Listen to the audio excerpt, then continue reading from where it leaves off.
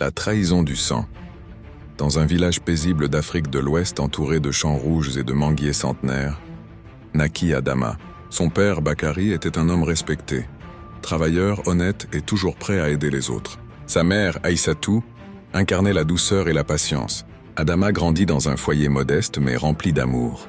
Lorsqu'Adama eut 10 ans, le destin frappa brutalement. Son père mourut subitement après une courte maladie. Le village entier pleura Bakari. Selon la tradition, le frère aîné du défunt, oncle Moussa, prit la responsabilité de la famille. Moussa était un homme éloquent, respecté en apparence et très influent dans la communauté. Il promit devant tous de protéger Adama comme son propre fils. Au début, Moussa se montra attentionné. Il paya les frais scolaires d'Adama, lui acheta des habits et l'emmena vivre chez lui, affirmant que c'était pour son bien. Aïssatou, affaiblie par le deuil, accepta cette décision, croyant que son beau-frère avait de bonnes intentions. Mais derrière les murs de la maison de Moussa, la réalité était tout autre. Adama se leva chaque jour avant l'aube pour balayer la cour, puiser de l'eau, travailler au champ, tandis que les enfants de Moussa se rendaient à l'école. Peu à peu, ses études furent négligées. Quand il demandait pourquoi il ne pouvait plus aller en classe, son oncle répondait froidement « La vie ne se mange pas avec les livres seulement. Tu dois apprendre à souffrir. » Pendant ce temps, Moussa gérait les biens laissés par Bakari. Plusieurs hectares de terres agricoles et une petite somme d'argent économisée pour l'avenir d'Adama. Officiellement, tout était pour l'enfant. En réalité, Moussa vendit les terres une à une, utilisant l'argent pour agrandir sa maison, acheter du bétail et gagner en prestige.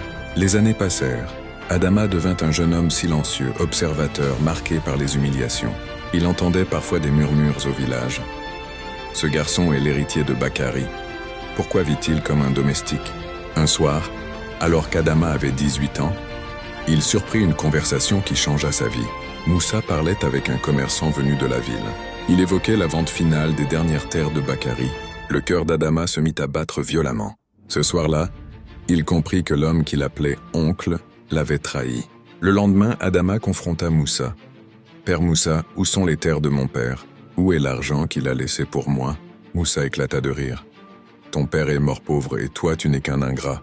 Tout ce que j'ai fait, je l'ai mérité. » Ce fut le coup de grâce. Moussa chassa Adama de la maison, affirmant qu'il était devenu trop curieux et dangereux. Sans argent, sans diplôme, sans soutien, Adama quitta le village à pied, le cœur lourd mais l'esprit décidé. Il arriva dans une grande ville poussiéreuse où personne ne le connaissait. Les premiers mois furent terribles. Il dormit sous des hangars, travailla comme manœuvre sur des chantiers, porta des sacs de ciment jusqu'à l'épuisement. Souvent, la faim et le découragement le faisaient pleurer en silence la nuit.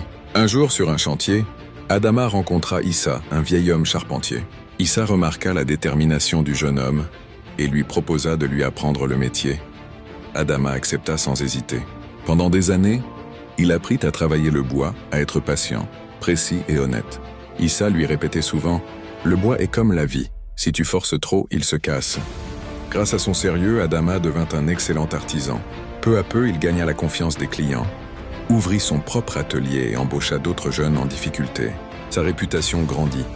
Il devint un homme respecté non pas par la richesse tapageuse, mais par son intégrité. 10 ans plus tard, Adama retourna dans son village natal. Mais cette fois, il n'était plus le garçon humilié. Moussa, lui, avait tout perdu. Ses enfants l'avaient abandonné. Sa maison tombait en ruine et les gens murmuraient désormais son nom avec mépris. Lorsqu'il vit Adama, Moussa baissa les yeux. La honte avait remplacé l'arrogance. « Pardonne-moi », murmura-t-il. Adama resta silencieux un long moment, puis répondit calmement « Tu m'as volé mon héritage, mais tu n'as pas pu voler ma dignité. » Adama aida sa mère, reconstruisit la maison de son père et finança l'école du village. Il ne chercha pas vengeance. Il comprit que la plus grande victoire n'était pas de détruire son ennemi, mais de ne pas lui ressembler. Ainsi, l'histoire d'Adama devint une leçon transmise de génération en génération. La trahison du sang fait mal, mais la persévérance transforme la douleur en force.